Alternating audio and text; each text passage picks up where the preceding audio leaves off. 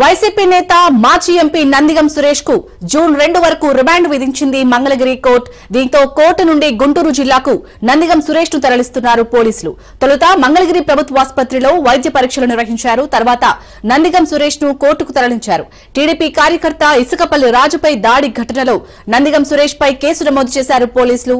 కేసులో వాదనలు ప్రతివాదనలు విన్న న్యాయస్థానం సురేష్ కు రిమాండ్ విధించింది.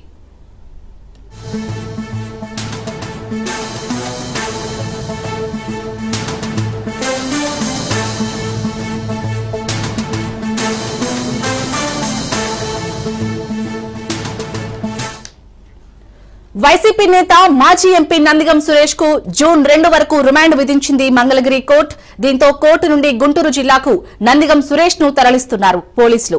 తొలుత మంగళగిరి ప్రభుత్వ ఆసుపత్రిలో వైద్య పరీక్షలు నిర్వహించారు. తర్వాత నందిగం సురేష్ ను కోర్టుకు తరలించారు. టీడీపీ కార్యకర్త ఇసుకపల్లి రాజుపై దాడి ఘటనలో నందిగం సురేష్ పై కేసు నమోదు చేశారు పోలీసులు.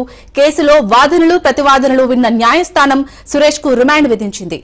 దీనిపై పూర్తి డీటెయిల్స్ మా ప్రతినిధి రమేష్ అందిస్తారు. రమేష్, శాలిని, ఏదైతే మాజీ మంత్రి నందిగం సురేష్ కి రిమాండ్ విధించారు మంగళగిరి కోర్టు న్యాయమూర్తి, ఇరువాదులు ఉన్నటువంటి న్యాయమూర్తి కూడా 14 రోజుల పాటు రిమాండ్ విధిస్తూ కూడా న్యాయమూర్తి తీర్పిచ్చినటువంటి పరిస్థితి కనపడుతుంది. ఏదైతే ఉద్దండరాయపాలెంలో జరిగినటువంటి దాడి, టీడీపీ కార్యకర్త రాజు పైన జరిగినటువంటి దాడి నిన్న చాలా ఉత్కంఠ నడిచింది. ఏదైతే మరి మాజీ ఎంపీ అదేవిధంగా వారి సతీమణి కూడా పోలీస్ స్టేషన్ కి వెళ్ళినటువంటి సమయంలో కూడా మరి పోలీసుల మధ్య కూడా వారి మధ్య ఒక వాగ్వాదం చోటు చేసుకున్నటువంటి పరిస్థితి కనపడుతుంది. ఇటీవల రిమాండ్ ఖైదీ నుంచి బయటకు వచ్చినటువంటి మాజీ ఎంపీ నందిగం సురేష్ ఈ కేసులో పూర్తిగా కూడా ఇరుక్కున్నటువంటి పరిస్థితి కనపడుతుంది.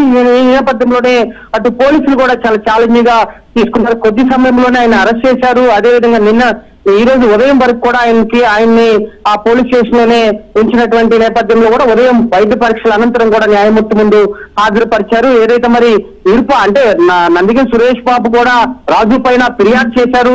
మా కేసు కూడా కట్టాలంటూ కూడా పోలీసుల పైన ఒత్తిడి తీసుకొచ్చినటువంటి నేపథ్యంలో ఎట్టకేలకు రాజు పైన చేసినటువంటి దాడి అక్కడ ఉన్నటువంటి స్థానిక సమాచారం తీసుకొని కూడా పోలీసులు కేసు వచ్చి కూడా జరిగినటువంటి తీరును కూడా ఆయన మీడియా ముఖంగా వివరించినటువంటి పరిస్థితి కనపడుతుంది. ఆయన్ని మరి కాసేపట్లో కూడా గుంటూరు కారాగారానికి తరలించేటువంటి అవకాశం కనిపిస్తుంది. చాలని. Right, thank you Ramesh.